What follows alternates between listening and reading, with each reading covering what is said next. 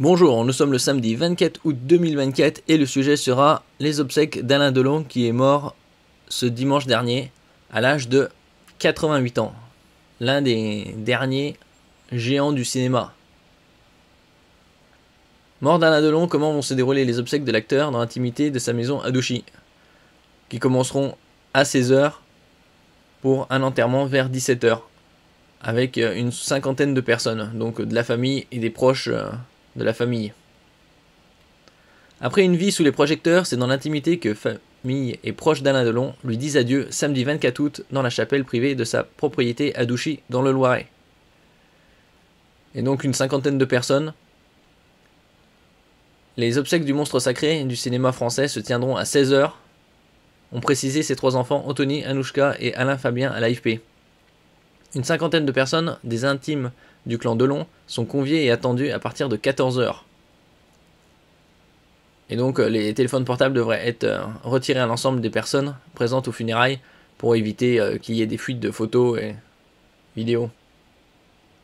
À la demande de la famille, la préfecture a par ailleurs interdit le survol de la propriété pendant tout le week-end, pour éviter qu'il y ait des paparazzis peu scrupuleux. Des obsèques célébrées par Jean-Michel Di Falco, assez connu comme l'aumônier des célébrités. Les obsèques se dérouleront à huis clos, loin des caméras et objectifs, dans la chapelle située au cœur de la propriété de Douchy-Montcorbon, achetée par Alain Delon en 1971, la brûlerie. Conformément aux volontés du défunt, qui avait défini depuis plusieurs années les modalités de ses funérailles, la cérémonie sera célébrée en petit comité par Jean-Michel Di Falco, 82 ans, ancien évêque de Gap et longtemps considéré comme l'aumônier des célébrités. La tête d'affiche du Guépard ou de Borsalino, croyant, avait évoqué sa foi, notamment lors d'une interview en 2018, dans laquelle il avait confié sa passion folle pour la Vierge Marie. C'est la femme au monde que j'aime le plus et celle à qui je m'adresse le plus souvent, disait-il. Alors. Et donc, des obsèques, un enterrement vers 17h, une heure après environ. Alain Delon sera enterré comme il le souhaitait chez lui vers 17h, une procédure à titre exceptionnel qui a nécessité une autorisation préfectorale. Oui, parce qu'on ne peut pas enterrer ses morts dans son jardin.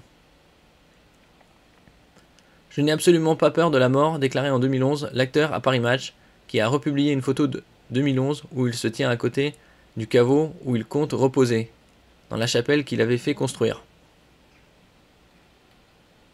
Et donc pour l'occasion, il y aura 80 gendarmes au moins de mobilisés. Toute la semaine, des anonymes venus par centaines, et parfois de très loin, sont venus signer des registres de condoléances, déposer des fleurs, ou simplement se recueillir devant les grilles de la propriété.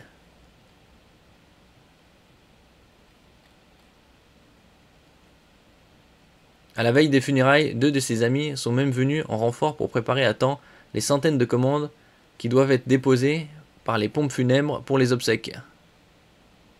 De nombreux journalistes sont attendus, mais aussi plusieurs milliers de curieux, peut-être pour juste des fans pour rendre hommage, qui viendront devant les grilles du domaine rendre un ultime adieu aux samouraïs.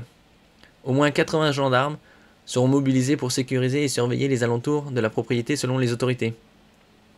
Des barrages filtrants seront mis en place, 2 des départementales coupées à la circulation et un poste de secours installé.